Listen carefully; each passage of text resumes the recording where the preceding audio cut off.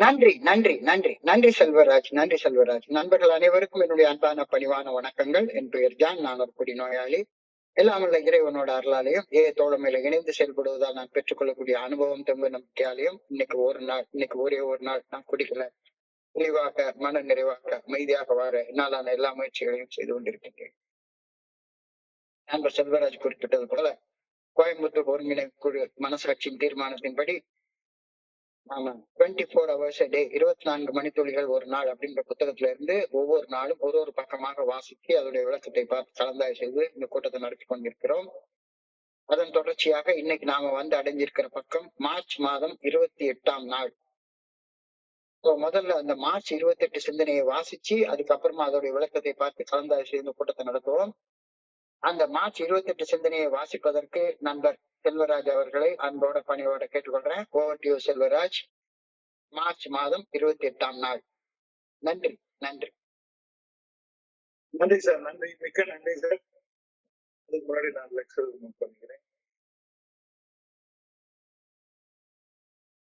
24 hours a day புத்தகத்தினுடைய தமிழாக்கம் 24 மணி துளிகள் ஒரு நாள், பக்கம் மார்ச் 28. ஏஏ தோழமையின் இன்றைய நிலைமை. நான் ஏஏ தோழமையின் கூட்டங்களுக்குள் முதலாக அடியெடுத்து வைத்த போது ஒரு கூட்டத்திற்குள் மட்டும் நான் நுழையவில்லை, ஒரு புதிய வாழ்க்கைக்கு முழுவதும் நாம் அடியெடுத்து வைத்தோம். ஏஏ தோழமையின் கூட்டங்களுக்கு சில காலம் தொடர்ந்து வந்து நண்பர்களது வாழ்க்கையில் நிகழ்ந்த மாற்றங்கள் நம்மை வெகுவாக ஈர்த்ததுண்டு. நமக்கும் அத்தகைய மாற்றங்கள் நிகழ்ந்துள்ளனவா என்று நம்மை நாமே பின்னோக்கி பார்த்து கொண்டதும் உண்டு. எந்தெந்த வகையில் நம் வாழ்க்கையிலும் மாற்றம் நிகழ்ந்துள்ளது என்று சிந்தித்ததும் உண்டு. ஏஏ தோழமையில் இணையும் முன்னர் நாம் தன்னலம் மிகுந்த மனிதர்களாக வாழ்ந்து கொண்டு இருந்தோம். நிகழ்வுகள் அனைத்தும் நாம் நினைத்த வண்ணமே நிகழ வேண்டும் என விரும்பினோம். நாம் இந்த நிலையிலும் எண்ணுவது மாறி வாழ்வில் வளர்ச்சி காண்போம் என்று நாம் நினைத்து கூட பார்த்ததில்லை. நிகழ்கால நிகழ்வுகள் நாம் நினைத்தபடி நிகழாத போது நாம் பாதிக்கப்பட்ட ஒரு சிறு குழந்தை போல பிறரிடம் இருந்து முகத்தை மறைத்து வைத்துக் கொண்டு மீண்டும் அதுவை நாடி சென்றோம். இன்னமும் பகிர்ந்தளித்து வாழ நினைக்காமல் தன்னலத்துடன் பெற்றுக்கொண்டு மட்டுமே வாழ நினைத்து வாழ்ந்து கொண்டு இருக்கின்றேனா? இன்றைக்கான தியானம், எனது வாழ்வில் நான் மாற்றம் காண வேண்டும் எனில் 2 விஷயங்களை நான் எனதாக்கி கொண்டாக வேண்டும். முதலில் என்னுள் நான் கொள்ளும் நம்பிக்கையும் உள் உறுதியும் ஆகும். அவை என் சக மனிதர்கள் கண்களுக்கு புலப்பட மாட்டார்கள். அதே போல இந்த பிரபஞ்சம் அடிப்படை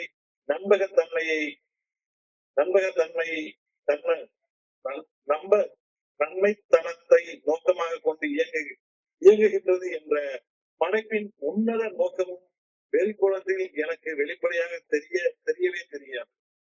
இரண்டாவதாக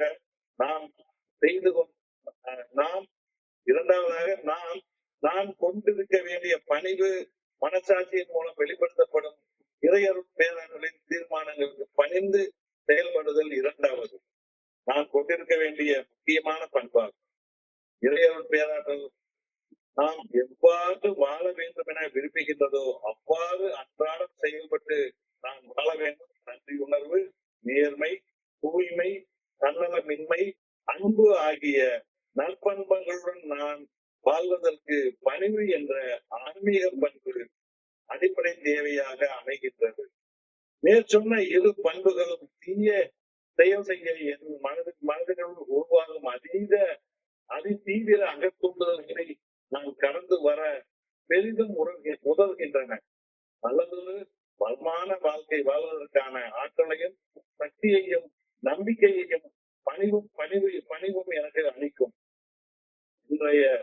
இன்றைக்கான பிரார்த்தனை நம்பிக்கையும் பணிவும் எனக்குள் உருவாக வேண்டும் என ஆண்டவனை பணிவுடன் வேண்டுகின்றேன்.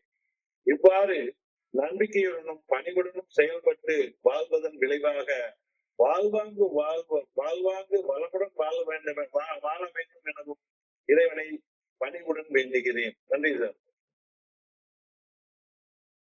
நன்றி, நன்றி, நன்றி, நன்றி, நன்றி செல்வராஜ், நன்றி செல்வராஜ். நண்பர்கள் அனைவருக்கும் மீண்டும் ஒருமுறை என்னுடைய அன்பான பணிவான வணக்கங்களை தெரிவித்துக் கொள்றேன். என் பெயர் ஜான். நான் ஒரு குடிநோயாளி.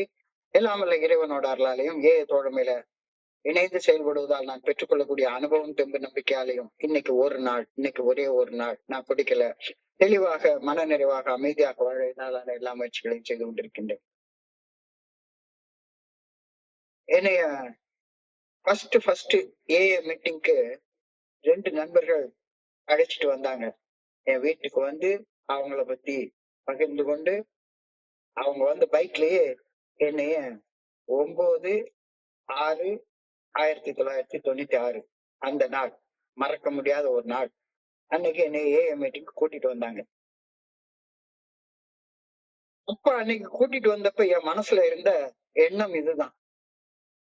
இந்த சனியை முடிச்ச சாராயம் குடிக்கிறது நிறுத்தணும்னு எத்தனை முயற்சியோ பண்ணி பார்த்துட்டோம். எத்தனையோ முயற்சியோ பண்ணி பார்த்துட்டோம். 10 வருஷங்களாக அது கூட கடந்து உருண்டு சண்டை போட்டு பார்த்தாச்சு. எந்த இடத்துக்கு போனதும் எந்த பலனும் கொடுத்த மாதிரி தெரியல. இப்போ ஏன்னு ஒண்ணு இருக்கு. இங்க வந்து போனா குடிய நிறுத்திடலாம் சொல்றாங்க. எத்தனையோ இடத்துக்கு போய் பார்த்தாச்சு. 10ஓட 1 11, 10ஓட 1 இதுவும் 1 அப்படின்னு இங்கேயும் தோழமையில என்ன நடக்குதுன்னு போய் பார்க்க செய்யலாமே அப்படின்ட்டுதான் நான் மீட்டிங்க்கு வந்தேன். ஒரு வேடிக்கை பார்க்கிற மன நிலைமையில தான் நான் அங்க வந்தேன். ஃபர்ஸ்ட் நல்ல ஞாபகம் இருக்கு. ஹோலி ஏஞ்சல்ஸ் அப்படின்ற கான்வென்ட், பாண்டி பஜார்ல இருக்கக்கூடிய ஹோலி ஏஞ்சல்ஸ் கான்வென்ட்ல ஒரு கேம்பிளர்ஸ் அனானிமஸ் மீட்டிங். அதான் நான் வந்த முதல் மீட்டிங். இன்னைக்கு சாயங்காலமே அதே 2 நண்பர்களும் அவங்களுடைய பைக்ல என்னைய, அப்ப கேசரி ஹைஸ்கூல்ல நடக்கல, அதுக்கு பக்கத்துல மாம்பழம் கெனால்னு ஒண்ணுல உள்ள ஒரு பாலா போன ஒரு பாதி இடிஞ்ச ஷெட்டு, அந்த ஷெட்டுக்குள்ளார ஒரு மீட்டிங் நடந்துட்டு இருந்தது. அந்த மீட்டிங் கூட்டிட்டு போனாங்க. சத்தியமா அன்னைக்கு தேதியில அதாவது 9/6/1996 அன்னைக்கு தேதியில எனக்குள்ளார இருந்தது வேடிக்கை பார்க்கிற மனப்பான்மை தான். என்ன நடக்குதுன்னு சும்மா போய் பார்த்து வருவோம், அவ்வளவு. இந்த சாராயம் குடிக்கிறத நிறுத்துறதுக்கு பல வருட காலம் போராடி என்னென்னமோ செஞ்சு பார்த்தாச்சு. இப்ப ஏன்னு ஒண்ணு இருக்குன்னு சொல்றாங்க. அந்த 2 பேரும் உறுதியா சொல்றாங்க. போய் பார்த்துட்டு தான் வருவோமே அப்படின்னு அந்த வேடிக்கை பார்க்கிற எண்ணத்தோட தான் முதல் கூட்டத்துக்கு நான் வந்தேன். அங்க இருந்த நண்பர்களை பாக்குறப்ப எல்லாருமே, அப்ப அந்த காலத்துல வந்து 1996ல வந்து எல்லா மீட்டிங்லயும் உட்கார்ந்து சிகரெட் குடிக்கலாம். அதுவும் குறிப்பாக அந்த மாம்பழம் கேனல்ல நடந்த மீட்டிங்ல வந்து ஒரு கிட்டத்தட்ட பாதி இடிஞ்ச ஒரு ஷெட்டு. கொசு, ஒவ்வொரு கொசும் அக்கத்து தண்ணி கொசுவா இருக்குது. கொசுவத்தி கலெக்ட் வச்சிருக்காங்க. எல்லார் முகத்திலயும் ஒரு பெரிய தாடி, கையில கான்ஸ்டன்டா புகஞ்சுக்கிட்டு இருக்கிற ஒரு சிகரெட்டு. இது சரியான நேரம், சரியான இடம்னு சொல்லிட்டு இருக்காங்க. இது என்னடா இடம் அப்படின்னு புரியவே இல்லை. சத்தியமா புரியவே இல்லை. அதுக்கு அடுத்த நாள் 10/6/1996 இந்த நாள் ஏன் நல்ல ஞாபகம் இருக்குது அப்படின்னா, அது ஒரு திங்கட்கிழமை. அன்னைக்கு வந்து மிஸ்டன் காலேஜ் ராயப்பேட்டா கிளாக் டவர் பக்கத்துல மிஸ்டன் காலேஜ்னு ஒரு காலேஜ்ல திடல்ல ஃபவுண்டர்ஸ் டேயோடைய அரேஞ்ச்மெண்ட்ட ஒரு பெரிய மூத்த நண்பர் அரேஞ்ச் பண்ணியிருந்தாரு. அவர் வந்து சிறப்பு விருந்தினராக உலக பிரசித்தி பெற்ற நியூரோ சர்ஜன் ராமமூர்த்தி அப்படின்ற ஒரு டாக்டரை சிறப்பு விருந்தினராக அவரை கூப்பிட்டிருந்தாங்க. அவரு 1 மணி நேரம் குடிநோயை பத்தி என்னென்னமோ சொன்னாரு. நான் தான் வேடிக்கை பார்க்கிற மனநிலைமையில தான் வந்து உட்கார்ந்துருக்கேன். அதனால எனக்கு ஒண்ணுமே புரியல. நிறைய அந்த ஃபவுண்டர்ஸ் டே மீட்டிங் அன்னைக்கு யாரோ ஸ்பான்சர் பண்ணி பெரிய கப்ஸ், கேக்கு இதெல்லாம் கொடுத்தாங்க. சாப்பிடுறதுக்கு நிறைய ஐட்டம் கொடுத்தாங்க. சாப்பிட்டு வந்துட்டேன். 9/6/1996 இருந்து 14/2/1997 வரைக்கும் இந்த வேடிக்கை பார்க்கிற மனநிலைமையில தான் தோழமை மீட்டிங்க்கு வந்துட்டு போயிட்டு இருந்தேன். பெருசா எந்த மாற்றமும் எனக்கு நடக்கவே இல்லை. ஒரு 15 நாள் 20 நாள் வருவேன், திரும்ப போய் குடிச்சிருவேன். குடிச்சிட்டா 10-15 நாள் குடிப்பேன் தொடர்ந்து. அதுக்கப்புறம் திரும்ப ரொம்ப மோசமாகும், திரும்ப மீட்டிங் வருவேன். அப்படித்தான் அந்த நாட்கள்ல வந்து போயிட்டு இருந்தேன். 14/2/1997 அன்னைக்கு கிட்டத்தட்ட செத்து போற நிலைமைக்கு வந்துட்டான். செத்து போற நிலைமைக்கு வந்துட்டான். மரணத்தை போய் தொட்டு பார்த்துட்டு கை நடுங்க நடுங்க நடுங்க, உடல் நடுக்கத்தோட பதட்டத்தோட அன்னைக்கு வந்து ஏஏ மீட்டிங்ல வந்து உட்கார்றேன். 14/2/1997 அன்னைக்கு கை நடுக்கத்தோட, செத்துருமோன்ற பயத்தோட, செத்துருமோன்ற பயத்தோட. என்ன சாவ பார்த்தாச்சு, தொட்டு பார்த்தாச்சு. அன்னைக்கு அந்த 14/2/1997 அன்னைக்கு அதே சீடாக்கோ குரூப் கேசரி ஹைஸ்கூல்ல வந்து என்னுடைய ஸ்பான்சர், என்னுடைய ஆதரவாளர், குடி நோய் ஆல்கஹாலிசம் அப்படின்ற டாபிக்ல 1 மணி நேரம் ஒரு டாபிக் மீட்டிங் எடுத்தாரு, ஷேர் பண்ணாரு. அவருடைய நிதானமான குரல்ல அவர் பகிர்ந்து கொண்டப்ப, நிச்சயமாக உலகத்துல குடி நோயின்னு ஒரு நோய் இருக்கு, நான் அந்த நோயால கஷ்டப்படுறேன் அப்படின்னு முதலாக தெரிஞ்சுக்கிட்டேன், ஏத்துக்கிட்டேன், ஒப்புக்கொண்டுட்டேன். அன்னைக்குதான் ஃபர்ஸ்ட். ஆமா. அதுக்கு முன்னால வரைக்கும் குடிக்கிறது கட்டுப்படுத்த வேண்டிய ஒரு பழக்கம் அப்படின்னு நான் நினைச்சிட்டு இருந்தேன். குடிக்கிறது கட்டுப்படுத்த வேண்டிய பழக்கம் அப்படின்னு தான் நினைச்சிட்டு இருந்தேன். அன்னைக்கு தேதியிலதான் கட்டுப்படுத்த முடியாத குடி வெறி, கட்டுப்படுத்த முடியாத அந்த அலர்ஜி, ஒரு நோய், அந்த நோய் எனக்கு இருக்கு அப்படின்றத ஃபர்ஸ்ட் அந்த 14/2/1997 அன்னைக்கு என்னுடைய ஸ்பான்சர் எடுத்த அந்த டாபிக் மீட்டிங்ல இருந்தா நான் தெரிஞ்சுக்கிட்டேன். நான் அதிகமா குடிக்கிறேன், கட்டுப்படுத்தி குடிக்கணும் அப்படின்ற கான்செப்ட்ல அன்னைக்குதான் உடைஞ்சது.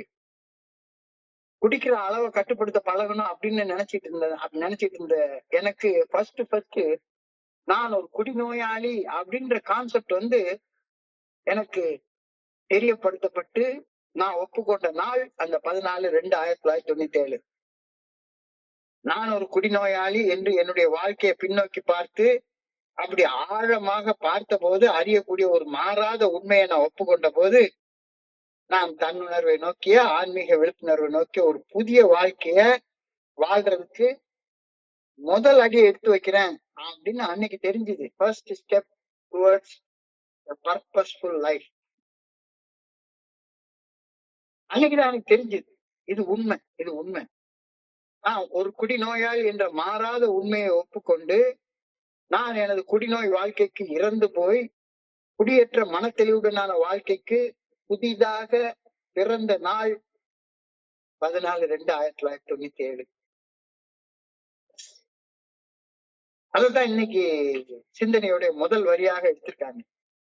When I enter into an AA meeting, admitting the fact that I am an alcoholic, I am not just entering into a meeting room as a spectator, but I am entering into a new life. I am entering into a new life. எப்ப என்னைக்கு நான் ஒரு குடிநோயாளி அப்படின்னு ஒப்புக்கொண்டு நான் ஒரு AA meeting ஹாலுக்குள்ளார நான் நுழையிற நேரத்துல நான் வெறுமனே ஒரு மீட்டிங்குள்ளார நுழையல, வேடிக்கை பாக்குறதுக்காக நான் போல. நான் ஒரு புதிய வாழ்க்கைக்குள்ளார என்னுடைய முதல் அடியை எடுத்து வைக்கிறேன் அப்படின்ற வார்த்தை இன்னைக்கு எழுதப்பட்டிருக்கிறது. When I enter into an AA meeting, admitting the fact that I am an alcoholic, I am not just entering into a meeting as a spectator, but I am entering into a new life.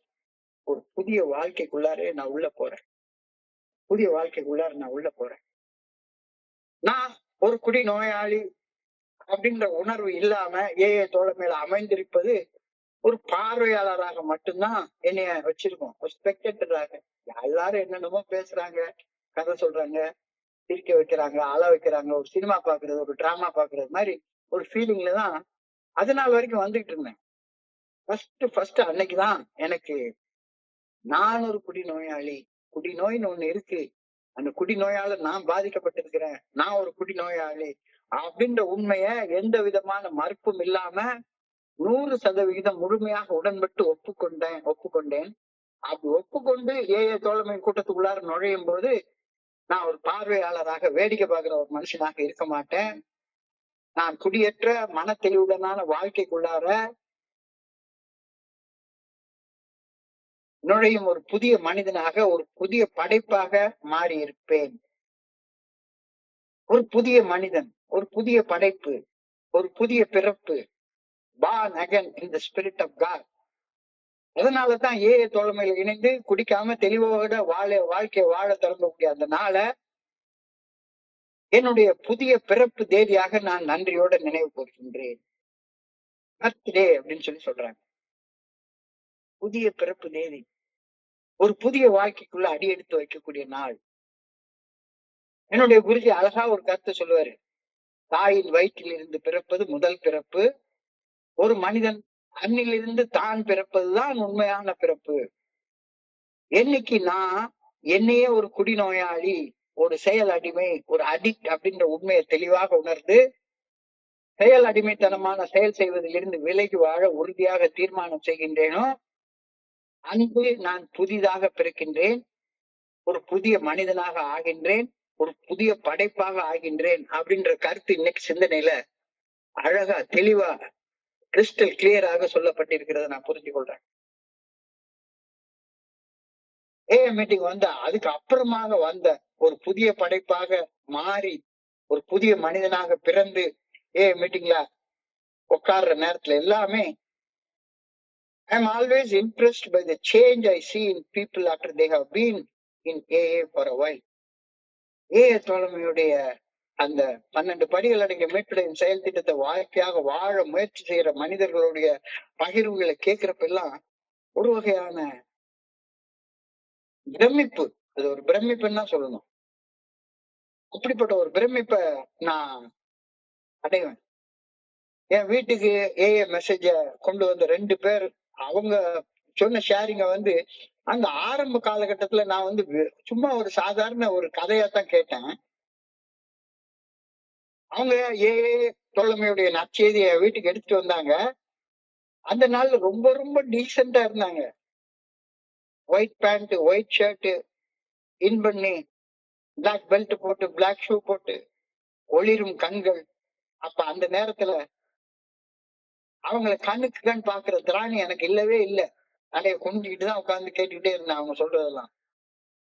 ஏதோ ரொம்ப பெரிய மனுஷங்க வீட்டுக்கு வந்திருக்காங்க, ரொம்ப பெரிய மனுஷங்க வீட்டுக்கு வந்திருக்காங்க, பேசி அவங்களுக்கு ஒரு காஃபி கொடுத்து அனுப்பிடணும் அப்படின்னு தான் எனக்கு தோணுச்சுது. அதுல ஒரு நண்பர் சொன்னாரு, எனக்கு குடிக்கணும் அப்படின்ற வெறி வந்தப்ப காசு கையில இல்லாத நேரத்துல ராயப்பேட்டை ஜெனரல் ஹாஸ்பிட்டல் வழியாக நான் போயிட்டு இருந்தேன்.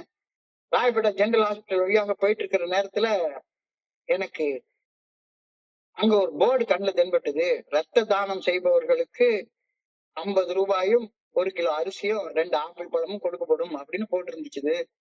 உள்ள போய் ரத்தத்தை வித்து 50 ரூபாயும் வாங்கி அந்த 1 கிலோ அரிசியையும் 2 ஆப்பிளையும் அந்த வார்டு பாய் கையிலேயே கொடுத்து அவங்ககிட்டயும் கொஞ்சம் கூட காசு வாங்கிக்கிட்டு, ஆகா காசே இல்லாத நேரத்துல ரத்தத்தை வித்து இவ்வளவு காசு கிடைச்சிருக்கு அப்படின்னு சந்தோஷப்பட்டு, ஒரு கையில ரத்தம் வித்தா இவ்வளவு காசு கிடைச்சது, இதே மாதிரி கீழ்ப்பாக்கம் மெடிக்கல் காலேஜுக்கு போய் அந்த மெடிக்கல் காலேஜ் ஹாஸ்பிட்டல்ல இன்னொரு கையில ரத்தம் கொடுத்தா இன்னொரு காசு கிடைக்குமே அப்படின்னு சொல்லி போய் அங்கேயும் போய் ரத்தம் வித்து காசு வாங்கி, அந்த காசுல நல்ல வகையாக குடிக்காம ஆத்துக்கரையில வைக்கக்கூடிய கள்ளசாராயத்தை குடிச்சு ஏற்கனவே ரத்தம் போயிருக்கு, 2 ஹாஸ்பிட்டல்ல கொடுத்த ரத்தம் போயிருக்கு, உடல் சோர்வாக இருக்கிறது, இதுல வேற கள்ளசாராயம் சாப்பிட வேற இல்ல, ரத்த வாந்தி எடுத்து ரோட்ல படுத்து கிடக்குறேன் அப்படின்னு சொல்லி சொன்னாரு. என்னடா இந்த மனுஷன் ஒயிட் அண்ட் ஒயிட் போட்டு அழகா டீசென்ட் 6 அடி உயரத்துல ஜம்முன்னு இருக்காரு, இந்த கதையெல்லாம் ஏன்ட்ட சொல்றாரு அப்படின்னு எனக்கு தோணுச்சு. 6 வருஷத்துக்கு முன்னால இப்படிப்பட்ட கேவலமான நிலையில இருந்ததாக சொன்ன அந்த மனுஷனை இன்னைக்கு பார்த்தா அப்படியே ஒரு பெரிய கலெக்டர் மாதிரி இருக்காரு. அப்ப அவருடைய அந்த பகிர்வை கேட்டு அவர் இன்னைக்கு இருக்கிற நிலைமையை பாக்குறப்ப பிரமிச்சு போய் நின்னேன். என்னால என்னையே நம்ப முடியல, இந்த மனுஷன் பொய் சொல்றாருன்னு கூட தோணுச்சு. இப்படி ஒரு மாற்றம் ஒரு மனுஷனுடைய வாழ்க்கையில நடக்கிறது சாத்தியமா, முடியுமா அப்படின்னு எனக்கு தோணுச்சுது. சத்தியமா பிரமிப்போட உச்சத்துல இருந்தேன். அப்ப அன்னைக்கு நான் என்னுடைய வாழ்க்கையில படிப்படியா கீழே கிறங்கிட்டு இருந்த நேரம், அடிமட்டத்தை தொட்டுக்கிட்டு இருந்த நேரம், முன்னேறணும்னு நினைச்சு பார்க்க அப்ப அந்த நேரத்துல எனக்கு எதுவுமே இல்ல. அடிமட்டத்துக்கு மேல் அடிமட்டங்களை நோக்கி கீழே தான் நான் இறங்கி போயிட்டே இருந்த நேரம் அது. இப்ப 29 வருஷங்கள் கழிச்சு ஏஏ தோழமையில வந்து இணைந்து செயல்பட ஆரம்பிச்ச அந்த ஆரம்ப நாட்களை பாக்குறப்ப வாழ்க்கையில எவ்வளவு மாற்றங்கள் நிகழ்ந்திருக்கிறது அப்படின்றத என்னால நினைச்சு நானே என்னுடைய வாழ்க்கையை பார்த்து பிரமிச்சு போறேன். செத்து போயிருக்க வேண்டிய ஆளு இன்னைக்கு கண்டினியூஸா 24 ஹவர்ஸ் டே புத்தகத்தை எடுத்து படிச்சு பகிர்ந்து கொள்ளக்கூடிய பக்குவப்பட்ட மனுஷனாக நான் இருக்கேன்னா என்னுடைய வாழ்க்கையை நினைச்சா எனக்கு பிரமிப்பா இருக்குது. நேத்துக்கு ஒரு நண்பர் என்கிட்ட கேட்டாரு, சார் உங்க அம்மா இறந்து போன அன்னைக்கு நீங்க பணத்தோட பணமா நினைவிழந்து குடிபோதையில படுத்து கிடந்தேன்னு சொல்றீங்க. அப்படி நிலையில நானும் இருந்திருக்கேன். இந்த நிலைமையில இருக்கிறது எனக்கு பெருசா ஐடென்டிஃபை ஆச்சே ஒழிஞ்சு பிரமிப்பை ஊட்டல. நீங்க இருந்த நிலையில நானும் இருந்தேன். ஆனா இப்ப இந்த 29 வருஷம் கழிச்சு இன்னைக்கு நீங்க ஏஏ தோழமையின் 12 படிகள் அடங்கிய மீட்படையும் செயல் திட்டத்தை வாழ்க்கையாக வாழ்ந்ததால இப்ப நீங்க இருக்கிற நிலைமையை பாக்குறப்ப பிரமிப்பா இருக்கு சார். ஒரு அம்மா செத்து போன அன்னைக்கு பணத்துக்கு பக்கத்துல பணமா படுத்து கிடந்துருக்கிற ஒரு மனுஷன் இப்படி ஒரு பெரிய வாழ்க்கை வாழ முடியுமா அப்படின்னு பிரமிப்பா இருக்குதுன்னு என்னை பார்த்து சொல்றாங்க. 29 வருஷத்துக்கு முன்னால நான் ஒரு மனுஷன் ரத்தத்தை வித்து குடிச்ச மனுஷன் இப்படி கலெக்டர் மாதிரி சும்மா ஜம்முன்னு வந்து நிக்கிறாரே அப்படின்னு எனக்கு பிரமிப்பா இருந்தது. இப்ப என்ன பார்த்து சில பேர் பிரமிப்படைகிறாங்க. இன்னைக்கு பிரமிப்படைகிற மனிதர்களை பார்த்து இன்னொரு 10 வருஷம் கழிச்சு வேற சில பேர் பிரமிப்படைய போறாங்க. இப்படி பிரமிப்பை கொடுக்கக்கூடிய வாழ்க்கைய ஒவ்வொரு மனுஷங்களுக்கும் கொடுக்கறது ஏஏ தோழமை அப்படின்றது எனக்கு புரியுது. ஒவ்வொரு ஏஏ தோழமையில வந்து வாழக்கூடிய ஒவ்வொரு நண்பருடைய வாழ்க்கையிலையும் தொடர்ச்சியாக பார்த்துக்கிட்டு இருக்கிற சாதாரண நிகழ்ச்சியாக இது மாறி போயிடுச்சு. இந்த மாற்றம், இந்த பிரமிப்பு அப்படி இருந்தனா இன்னைக்கு இப்படி மாறிட்டேன். ஒரு படத்துல ஏதோ ஒரு படத்துல விவேக் காமெடியில சொல்லுவான், இப்படி இருந்தனா அப்படின்னு அப்படி தலை நிமிர்ந்து நின்னா இன்னைக்கு தலை குனிஞ்சு மாறிட்டேனே அப்படின்னு அந்த காமெடியில வரும். தலை குனிஞ்சு நின்னுகிட்டு இருந்தேன்னா அப்படி இருந்தனா இன்னைக்கு தலை நிமிர்ந்து நிக்கக்கூடிய மனுஷனாக மாறிட்டேனே. பிரமிப்பா இருக்குது, எனக்கே பிரமிப்பா இருக்குது. பிரமிப்பா இருக்குது. இறையர் பேராற்றலின் சக்தி இல்லாம ஒரு நல்ல ஒழுங்கான வழிகாட்டுதல் இல்லாம என்னால இந்த பிரமிப்பூட்டும் வாழ்க்கை வாழக்கூடிய சக்தி சத்தியமா கிடைச்சி இருக்கவே இருக்காது. இதைத்தான் நீ 3வது வரியில எழுதியிருக்கிறாங்க. Every day I take an inventory of myself to see whether I have changed and if so in what way. அடிமட்டங்களை நோக்கி கீழே போயிட்டு இருக்கிற ஒவ்வொரு நாளும் புது புது அடிமட்டத்தை பார்த்துட்டு இருக்கிற நிலைமையில போயிட்டு இருந்தேன்னா இல்ல ஒவ்வொரு நாளும் புதுசாக உயர்மட்டங்களை பார்க்கக்கூடிய வாழ்க்கையை வாழ்ந்துட்டு இருக்கிறேன்னா எப்படி இருந்தனா எப்படி மாறி இருக்கிறேன், மேல் நோக்கி மாறி இருக்கின்றேனா இல்ல கீழ் நோக்கி பயணித்து கொண்டிருக்கின்றேனா? இன்னமும் மேல் நோக்கிய பயணம், மேல மேல மேல பயணிக்க என்ன மாற்றங்களை கொண்டு வரணும், கீழ் நோக்கி பயணிச்சுக்கிட்டு இருந்தேன்னா அதை தடுக்க என்ன மாற்றங்கள் நான் கொண்டு வரணும், இதெல்லாம் இன்னைக்கு யோசிக்க முடியுது. ஏஏ தோழமையில வந்து இணைஞ்ச அந்த ஆரம்ப நாட்கள்ல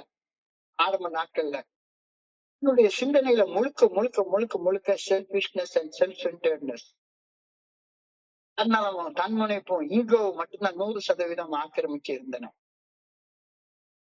என் வாழ்க்கையில நடக்கக்கூடிய நிகழ்வுகள் எல்லாமே நான் ஆசைப்பட்டபடி, நான் விரும்பியபடி, நான் எதிர்பார்த்தபடி மட்டும்தான் நடக்கணும் அப்படின்னு ஆழமாக நினைச்சிட்டு இருந்தேன். இப்பொழுதும் கூட என்னுடைய மனசுல பிறந்த சிந்தனைகள், பணிவான சிந்தனைகள் 100% வந்துருச்சு அப்படின்னு என்னால சொல்லிக்க முடியாது.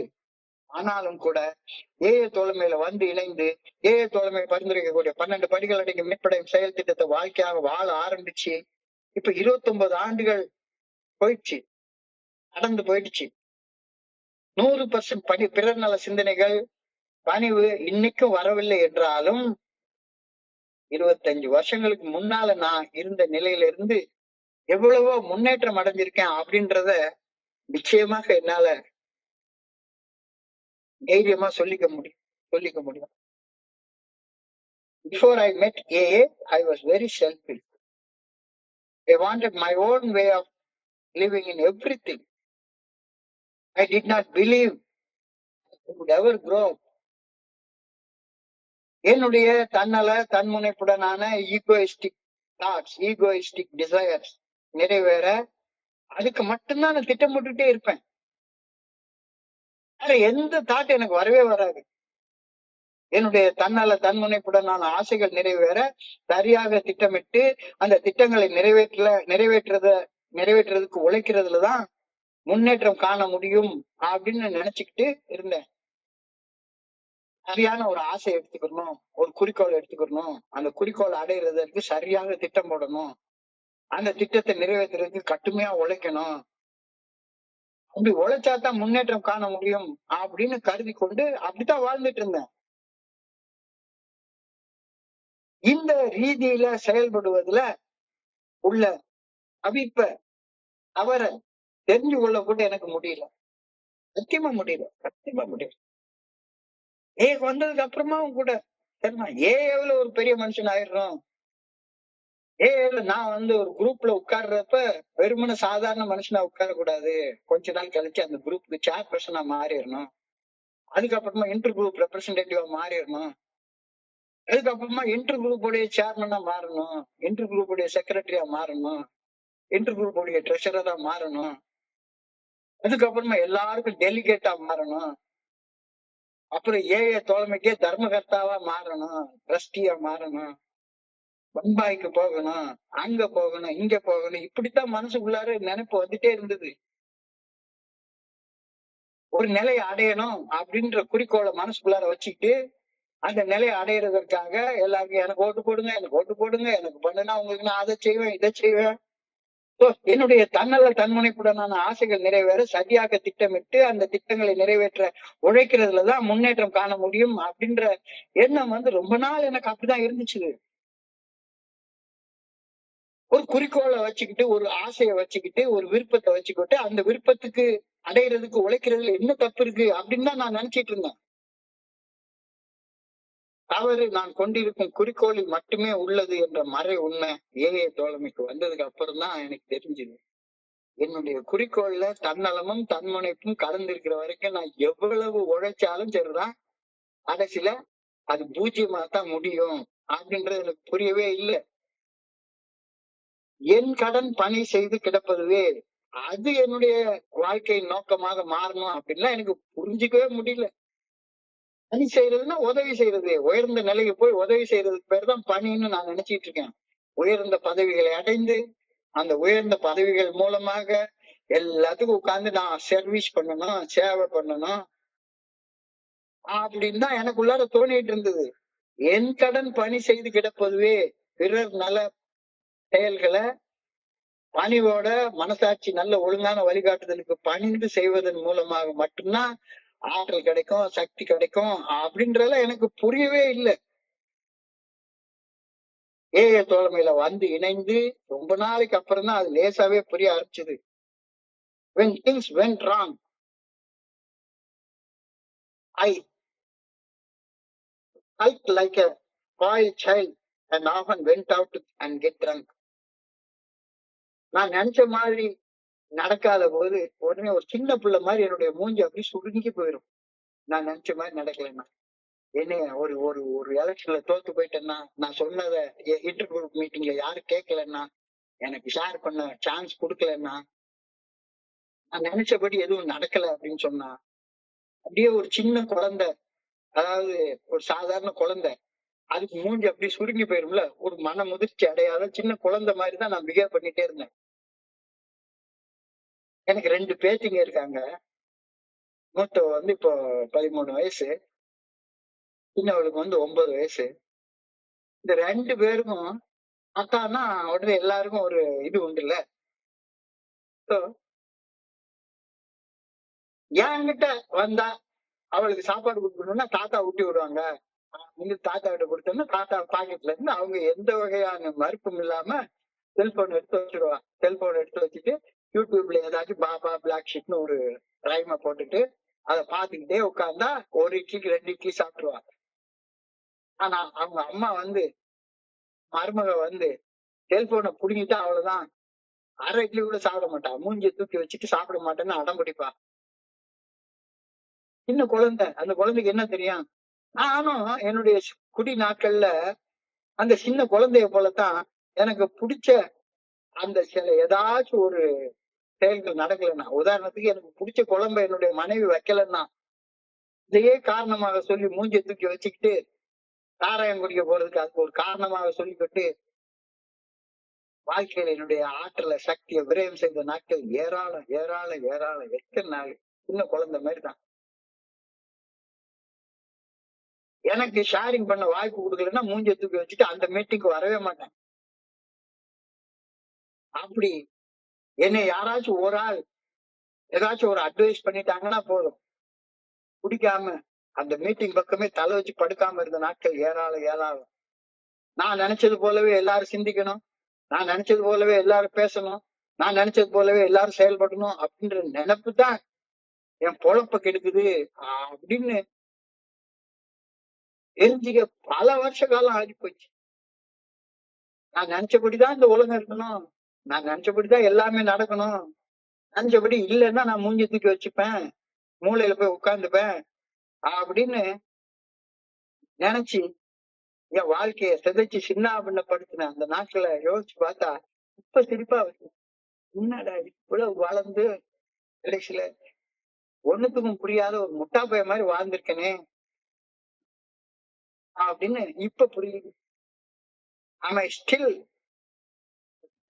இப்பவும் அதே மாதிரி எனக்கு பிடிக்காதது நடந்துருச்சுதானே மூஞ்ச தூக்கி வச்சுக்கிட்டு அவங்க கூட பேச மாட்டேன், உன் பேச்சுக்கு கா அப்படின்னு சின்ன பிள்ளைகள் போடுற மாதிரி சண்டை போட்டுட்டு திரியிற மனசுலதான் இருக்கமனா. இன்னமும் தன்னலம் துறந்து பகிர்ந்து வாழ நினைக்காம தன்னலத்துடனும் பெற்றுக்கொள்ள வேண்டும் என்ற மனநிலையில மட்டும்தான் இன்னமும் வாழ்ந்துட்டு இருக்கிறேன்னா. மீட்டிங் வந்து புதிதாக வாழ ஆரம்பிக்கலையா இன்னும்? யோசிச்சு பாரு அப்படின்ற சிந்தனையை இன்னைக்கு கொடுத்துருக்கேன். ஆழமா கொஞ்சம் யோசிச்சு பாரு. இன்னமும் தன்னலம் துறந்து பணிவுடன் வாழ என்னால முடியல அப்படின்னா இன்றைக்கான தியானத்துக்கு கடந்து போ. வாழ்க்கையில 2 பண்புகள் ரொம்ப ரொம்ப ரொம்ப ரொம்ப முக்கியமான பண்புகள். ஒண்ணு நம்பிக்கை, இன்னொன்னு பணிவு. 2 இல்லாம உன்னால வாழ்ற வாழ்க்கைய வாழவே முடியாது. நம்பிக்கை, பணிவு. அப்ப நம்பிக்கைன்னா என்ன? கண்ணுக்கு புலப்படாதவை குறித்த ஐயமற்ற உறுதியான மனநிலை. இதைத்தான் நம்பிக்கை அப்படின்னு சொல்றோம். கண்ணுக்கு புலப்படாதவை குறித்த உறுதியான மனநிலை. குடிக்காம இருந்தா வாழ்க்கை நல்லா இருக்கும் அப்படின்றது குடிக்காம இருந்தா தான் தெரியும். அது நாளைக்கு நடக்க போறது, இன்னைக்கு தெரியாது. இன்னைக்கு குடிச்சாதான் நல்லா இருக்கும்னு தோணுது. குடிக்காம இருந்தா நாளைய பொழுது நல்லா இருக்கும், பொய் பேசாம இருந்தா நாளைய பொழுது நல்லா இருக்கும், இப்படி சம்பாதிக்காம இருந்தா நாளைய பொழுது நல்லா இருக்கும், இன்னைக்கு ராத்திரி முழுக்க சக்தி ஒரே பண்றது ரூமை பூட்டிட்டு போன் பிக்சர் பார்க்காம இருந்தா நாளைக்கு நல்லா இருக்கும். கண்ணுக்கு புறப்படாததை குறிச்ச உறுதியான மனநிலையத்தான் நம்பிக்கை அப்படின்னு சொல்றோம். அதே மாதிரி என் கடன் பணி செய்து கிடப்பதுவே என்ற கருத்தை நம்பாமல் இன்னமும் தன்னலத்தோட செயல்படுவது விரயம் ஆக்குறது மட்டும்தான் செய்யும் அப்படின்னு உறுதியாக நம்பணும். பிறருக்கு பணி செய்வதால் மிகுதியான சக்தியையும் ஆற்றலையும் நான் பெறுகின்றேன் அப்படின்ற கருத்தை நான் நம்புறதுக்கு மிகவும் சிரமப்பட்டேன். இந்த இடத்துக்கு வந்து சும்மா உட்காந்து இதே மாதிரி பேசிக்கிட்டே இருக்கிறதுனால எனக்கு என்ன கிடைக்க போகுது? என்னுடைய செயல்கள்ல இவ்வளவு சக்தி ஆற்றல் எல்லாம் கிடைக்கும் அப்படின்னு அன்னைக்கு காலகட்டத்துல எனக்கு தெரிஞ்சதே கிடையாது. நம்பிக்கை. வாழ்க்கைய வாழ்வாங்க வாழ்றதுக்கு 2 பண்புகள் ரொம்ப முக்கிய தேவை. அதுல முதல் பண்பு நம்பிக்கை. தன்னலத்துடனும் தன்முனைப்புடனும், அதாவது ஈகோவுடனும், எனக்கென ஒரு தனியாக ஒரு குறிக்கோளை வைத்துக் கொண்டு அதற்காக ஏதாவது உழைப்பது வெற்றியை பெற்றுத் தரும் அப்படின்னு நம்புறது ஈஸியா இருந்தது. அது எல்லாம் மேனேஜ்மெண்ட் ஸ்கூல்ஸ்ல சொல்லி தருவாங்க. சாதாரண பொருளாதாரம் ஈட்டக்கூடிய எல்லா வகையான இடத்துலயும் அத்தனைக்கும் ஆசைப்படு, அத்தனைக்கும் ஆசைப்படு அப்படின்னு நமக்கு சொல்றாங்க. ஒரு குறிக்கோளை வச்சுக்கிட்டு அந்த குறிக்கோள் அடிப்படையில என்ன செஞ்சாச்சும் அந்த குறிக்கோளை அடைகிறதற்காக உழைக்கிறது வெற்றியை பெற்றுத் தரும் அப்படின்னு நம்புறது ரொம்ப ஈஸியா இருந்தது. ஆனா மனசாட்சி நல்ல ஒழுங்கான வழிகாட்டுதலின்படி மட்டும்தான் நான் செயல்படணும் அப்படின்னு சொல்றப்ப, அது எப்படி மனசாட்சி நல்ல ஒழுங்கான வழிகாட்டுதல் இப்படி செயல்பட்டா எப்படி பணக்காரன் ஆக முடியும்? எப்படி 10 பெண்களோட ஏமாத்தி அவங்களோட உறவு கொள்ள முடியும்? அது இப்படி வெற்றி கிடைக்காது. எனக்கு வெற்றின்ற கான்செப்டே வேற மாதிரி இருக்கு. வெற்றின்ற கான்செப்டே வேற மாதிரி இருக்கு. நான் கனவு காண்றதே உடல் சுகங்களை பத்தியும் பொருளாதாரத்தை பத்தியும் தான் கனவு கண்டுகிட்டே இருக்கிறேன். தன்னலத்தோடையும் தன்முனைப்போடையும் கனவு காண சொல்றப்ப அத்தனைக்கும் ஆசைப்பட்டுன்னு சொல்றப்ப எனக்கு அது ஈஸியா வருது, ஈஸியா வருது. ஆனா மனசாட்சி நல்ல ஒழுங்கான வழிகாட்டுதலின்படி வாழ்ந்தா மட்டும்தான் எனக்கு சக்தியும் ஆற்றலும் கிடைக்கும் அப்படின்ற கருத்து எனக்கு சொல்லப்படுறப்ப அதை நம்புறதுக்கு கஷ்டமாக இருக்கிறது. மனசாட்சி நல்ல ஒழுங்கான வழிகாட்டுதலின் மூலம் இறையர் பேராற்றல் தனது தீர்மானங்களை வெளிப்படுத்துகின்றது என்று உறுதியாக நம்பி மனசாட்சி உறுத்தக்கூடிய செயல்களை செய்யாமலும் மனசாட்சி சரி என்று சொல்லக்கூடிய செயல்களை செய்தும் வாழ்வது அவ்வளவு எளிமையெல்லாம் வரவே இல்லை. அது எப்படி இங்க வந்து நீ எவ்வளவு குட்டிகரணம் அடிச்சு போடப்பா, எவ்வளவு குட்டிகரணம் அடிச்சு போடு. நீ இறைவனுடைய நல்ல ஒழுங்கான வழிகாட்டுதலின் மேல உறுதியான நம்பிக்கை வச்சு பணியோட செயல்படலைன்னா உனக்கு எந்த ஆற்றலும் எந்த சக்தியும் இருக்காது. கடைசியில சக்தியும் ஆற்றலும் விரயமாகி நீ வந்து என்னைக்கு சாவுறன்றது நிலைமை தெரியாம உளுத்து வீணா போய் செத்து போவ மரணத்துல. சரி, உனக்கு இன்னைக்கு வாழ்றதுக்கு ஒரு நாள் கொடுக்கப்பட்டிருக்குது. பரிசாக இறைவன் ஒரு நாள் கொடுத்திருக்கிறாரு. இந்த நாள்ல மனசாட்சி நல்ல ஒழுங்கான வழிகாட்டுதலுக்கு பணிந்து செயல்பட்டு மனசாட்சி உறுத்தக்கூடிய செயலை செய்யாம மனசாட்சி சரின்னு சொல்லக்கூடிய செயல்களை செய்து வாழ்றதுதான் நம்பிக்கை. அதுதான் பணிவு. திரும்ப திரும்ப திரும்ப திரும்ப சொல்றாங்க. இதை செய்யறதுக்காக வந்திருக்கேன். நான் வெறுமனை குடிக்காம இருந்துட்டு நான் பாட்டுக்கு இஷ்டப்படி எந்தையா செஞ்சுட்டு போறேன்.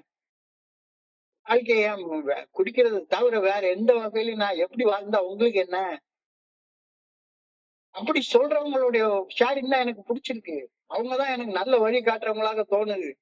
யாராச்சும் ஒருத்தங்க இப்படி வந்து இறைவனுடைய நல்ல ஒழுங்கான வழிகாட்டுதல் மேல நம்பிக்கை வச்சு பணியோட செயல்படணும் அப்படின்னு சொன்னாலே கசக்குது. ஒவ்வொரு நாளையும் நம்பிக்கையோட வாழ வேண்டும். அதாவது இறைவன் தன் நல்ல ஒழுங்கான வழிகாட்டுதலை என்னுடைய மனசாட்சியின் மூலமாக வெளிப்படுத்துகின்றார் என்று உறுதியாக நம்பி அன்புடன் செயல்பட்டு வாழணும். அப்படி வாழ்ந்தேன்னா உனக்கு உள்ளத்துக்குள்ளார நன்றி உணர்ச்சி இருக்கும். கடவுள் மேல உனக்கு நன்றி உணர்ச்சி இருக்கும். நன்றிக்கு வித்தாலும் நல்ல ஒழுக்கம் அது வரும். நன்றி உணர்ச்சி வரும். வாழ்க்கையில நேர்மை வரும். வாழ்க்கையில தூய்மை வரும். வாழ்க்கையில பெருநல சிந்தனை வரும். வாழ்க்கையில அன்பு வரும். இந்த மாதிரியான உயர் சக்திகள் என்னுடைய வாழ்க்கையில எப்ப வரும்? நம்பிக்கையோடையும் பணிவோடையும் செயல்பட்டா மட்டும்தான் வரும். இல்லாட்டி போன வராது அப்படின்ற கருத்தை சொன்னா, இந்த கருத்தை கேட்கறதுக்கா நான் மீட்டிங் வர்றேன் அப்படின்னு சொன்னா, பணியோட கேக்குறேன். வேற என்ன கருத்து கேட்கறதுக்காக மீட்டிங் வர்றீங்க? பொழுதுபோக்குறதுக்கா? யாராச்சும் ஒருத்தவங்க ஜோக் அடிக்கிறத கேட்கறதுக்கா? அன்போட பணிவோட பணி செய்யறதால நான் இறைவனுடைய அருள் என்னும் குழந்தையை பெற்றெடுத்துக் கொள்கிறேன் அப்படின்னு நேற்றுக்கு சிந்தனையில கொடுத்துட்டு இருந்தாங்க. அன்போட பணிவோட பிறர் நல பணிகள் செய்வதால இறைவனுடைய அருள் என்னும் ஆற்றலை சக்தியை நான் பெற்றுக்கொள்றேன். இறைவனுடைய ஆற்றல் சக்தி என்பது ஒரு குழந்தை. அந்த குழந்தையை நான் எப்படி பெற்றெடுக்கிறேன்? அன்போட பணி செய்வதால பெற்றுக்கொள்றேன் அப்படின்ற கருத்தை எல்லாம் சொன்னா, சார் இதெல்லாம் கேட்கறதுக்கு நல்லா இருக்கு சார், கேட்கறதுக்கு எல்லாம் நல்லா இருக்கு, செயல்பாட்டுக்கு இதெல்லாம் ஒண்ணும் ஒத்தே வராது சார் அப்படின்னு தான் சொல்ல தோணுது. Faith and humility, faith and humility gives me strength I need to overcome temptation and live a new abundant life. வளமான வாழ்க்கை வாழ ஆற்றல் தேவை. அந்த ஆற்றல் நம்பிக்கை மற்றும் பணிவுடன் செயல்படுவதால மட்டுமே உனக்கு கிடைக்கும். மீட்டிங் வந்தா வேடிக்கை பாக்குறதுக்கு நான் வரல அப்படிங்கிறது எனக்கு புரியுது. So I pray that I may have more faith and humility. நிறைவான பணிவும் நிறைவான நம்பிக்கையும் கொண்டு நான் செயல்பட வேண்டும் என ஆண்டவா உண்மை பணியோடு வேண்டிக் கொள்றேன். அது இல்லை என்ற செயல்பட ரொம்ப கஷ்டமாக இருக்குது. I pray that I may live more abundant life as a result of faith and humility. வாழ்க்கை வாழணும், வாழ்வாங்க வாழணும். அதான் கேட்கறதுக்கு நல்லா இருக்கு சார். எதுக்கு வாழ்வாங்கன்னு கேட்டா அந்த கேள்விக்கு என்ன பதில் சொல்ல முடியும்? எதுக்கு வாழணும்? சும்மா வாழ்ந்துட்டு போனா பத்தாதா? குடிச்சிட்டு போதையில உளறிட்டே கிடந்துட்டு வாழ்ந்துட்டு முடிச்சிட்டு போனா பத்தாதா? அது சாகுற வரைக்கும் உன்னைய கொண்டு போய் விட்டுச்சு இல்லையா? அது நல்லா இருந்திருந்ததுன்னா பரவாயில்லையே. அது உன்னை நல்லா வச்சிருக்கலையே. ஆனா ஒரு அளவுக்கு மரண பயத்துக்கு உனக்கு குடிச்சிச்சுது. அந்த வாழ்க்கையை வாழணும் அப்படின்னா நான் குடிச்சிட்டே இருந்திருக்கலாமே. ரொம்ப ஒரு ஆழமான சிந்தனையும் தியானமும் பிரேயர் இன்னைக்கு கொடுத்துருக்காங்க. நான் முதல்ல வர்றப்ப தோழமைக்கு வேடிக்கை பார்க்க தான் வந்தேன். சத்தியமா வேடிக்கை பாக்குறதுக்கு, பொழுத போக்குறதுக்கு, யாராச்சும் 4 பேரு கெக்கன்னு சிரிக்கிற அளவுக்கு ஒரு ஹாஸ்யமாக அவங்களுடைய அவமானங்களை நகைச்சுவை உணர்வோட பகிர்ந்து கொள்ற அந்த பகிர்வுகளை கேட்கறதுக்காக தான் நான் வந்தேன். வேடிக்கை பார்த்துட்டு அந்த வேடிக்கை பாக்குறதுல கொஞ்ச நாள் குடிக்காம இருக்கிறது, ஊர் சுத்துறது, கோழிக்கறி சாப்பிடுறது, இதுக்காகதான் நான் வந்தேன் ஆரம்பத்துல. ஆனா கொஞ்ச நாள் ஆனதுக்கு அப்புறம் தான் தெரிஞ்சது, நான் ஏஐக்குள்ளார வர்றப்போ ஒரு புதிய வாழ்க்கைக்குள்ளார அடி எடுத்து வைக்கிறேன். தோழமையில ஒரு புதிய மனிதனாக, ஒரு புதிய படைப்பாக, ஒரு புதிய பிறப்பாக மாறுறேன். இதைத்தான் தோழமையில பர்த்டே அப்படின்னு சொல்றாங்க. தாயின் வயிற்றில் இருந்து பிறப்பது முதல் பிறப்பு. ஒரு மனிதன் தண்ணியிலிருந்து தான் பிறப்பது உண்மையான பிறப்பு. அப்படி உண்மையாக புதிதாக புதிய படைப்பாக மாறிய மனிதர்களுடைய பகிர்வுகளை கேட்கிறப்பெல்லாம் இம்ப்ரெஸ் ஆகி போயிருக்கிறேன். போய் நின்று இருக்கிறேன். விட்டு பிடிச்ச மனுஷன் கலெக்டர் மாதிரி தலை நிமிர்ந்து பேச எப்படி முடியுது அப்படின்னு தோணி என்கிட்ட நிறைய பேர் கேட்டுக்கிறாங்க. இவ்வளவு ஆற்றல், எவ்வளவு சக்தி எங்கிருந்து வருது? நானும் எங்க அம்மா செத்து பணமா கிடக்கிறப்ப அவங்க பக்கத்துல பணமா கிடந்த ஒரு ஆள் தான். ஆற்றல் சக்தி எங்கிருந்து வருது? சப்போஸ் ஆற்றல் சக்தி வரல அப்படின்னு சொன்னா நீ தியானத்துக்குள்ளார போ. தியானத்துல என்ன சொல்லுது? ஆற்றல் சக்தியும் நம்பிக்கை மற்றும் பணிவு ஆகிய ஆன்மீக பண்புகளை வளர்த்துக் கொள்வதால வருது. நம்பிக்கை என்பது இறைவர்கிட்ட நாட்டிலே நல்ல ஒழுங்கான வழிகாட்டுதல் மனசாட்சி மூலம் வெளிப்படுத்தப்படுகின்றது அப்படின்னு நம்புறது. இந்த வழிகாட்டுதலுக்கு பணிஞ்சு செயல்படுவது பணிவு. இந்த நம்பிக்கை, இந்த பணிவு என்னுடைய ஒவ்வொரு செயல்கள்லயும் சக்தியை கொடுக்குது அப்படின்றத நான் புரிஞ்சு கொள்றேன். Faith and humility gives me strength I need to overcome temptation and live a new abundant life. வளமான வாழ்க்கை வாழ ஆற்றல் தேவை. அந்த ஆற்றல் நம்பிக்கை மற்றும் பணிவுடன் செயல்படுவதால் மட்டுமே எனக்கு கிடைக்கப்பெறுகின்றது. இத பத்தி தெரிஞ்சுக்கல அப்படின்னா ஏஐல நான் வந்து டைம் வேஸ்ட் பண்ணிட்டு இருக்கேன். நான் மட்டும் வேஸ்ட் பண்ணல, என்ன சுத்தி நல்லா இருந்த ஊரு நாசமா போன 4 பேர் மாதிரி நான் நாசமா போயினா நான் மட்டும் நாசமா போக மாட்டேன். என்ன சுத்தி ஒரு பெரிய கூட்டத்தையே உண்டாக்கிக்கிறேன். கம்பீரமா எழுந்து நின்னு கண்ணுக்கு கண் பார்த்து நிமிர்ந்த நன்னடை நேர்கொண்ட பார்வையில வாழ்ற வாழ்க்கையெல்லாம் எனக்கு அதெல்லாம் எதுக்கு வாழணும்? சும்மா எங்கேயாவது மறைவா நின்றுட்டு ஊர் சுத்திட்டு டீ குடிச்சிட்டு பொழுத போக்கிட்டு வாழ்ந்துட்டு போயிடலாமே. அப்படி வாழ்றதுக்காக நான் வந்திருக்கேன். வளமான வாழ்க்கை வாழ ஆற்றல் தேவை. அந்த ஆற்றல் நம்பிக்கை மற்றும் பணிவுடன் செயல்படுவதால் எனக்கு கிடைக்கப்படுகின்றது. ஆண்டவா, பணிவிற்காகவும் நம்பிக்கைக்காகவும் பணிவோடு உண்மை நான் பிரார்த்தனை செய்கின்றேன், வேண்டுகின்றேன். I pray that I may live more abundant life as a result of faith and humility.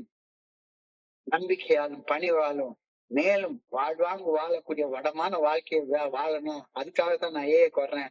இந்த கருத்தை வந்து அடிச்சு ஆழமாக மண்டையில உச்சி மண்டையில நச்சுன்னு ஏத்துற மாதிரி சொல்லியிருக்காங்க. இன்றைய பகுதியை படிக்கிறப்ப என் மனதை கரைச்சிட்ட சிந்தனைகளும் கூட பகிர்ந்து கொள்ள இந்த நல்ல வாய்ப்பு உருவாக்கி கொடுத்த இந்த குழுவிற்கு என்னுடைய மிக பணிவான நன்றிகளை தெரிவிச்சுக்கோங்க. இது வரைக்கும் பொறுமையாக கேட்ட ஒவ்வொரு நண்பருக்கும் என்னுடைய பணிவான நன்றிகள். இந்த இரவு பொழுது நண்பர்களுக்கு இனிமையான இரவாக அமைய இறைவன பணிவோட வேண்டிக் கொள்கின்றேன். நன்றி நன்றி நன்றி நன்றி நன்றி நன்றி நன்றி. வாழ்க வையகம், வாழ்க வளமுடன். Thank you so much, thank you so much. Okay Selvaraj, thank you.